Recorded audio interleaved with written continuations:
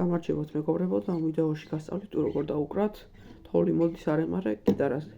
აკორდები არის ძალიან ადვილი, ამ სიმღერაში არის სულ რაღაც და 6 აკორდი ჩავთვალოთ ასე, 5. პირველი არის C, La, ანუ AM, DM და G. და ხოლო მისამღერში კი იქნება Fa, Fa ბემოლი, ანუ უბრალოდ შუათი წავუშვებთ. AM, ჯერ C ბოდიში, AM და მეორდება ისე. რითმი კი იქნება ძალიან ადვილი, ეს იქნება ქვევით, ზევით, ჩახშობა, ზევით, ქვევით, ზევით, ჩახშობა.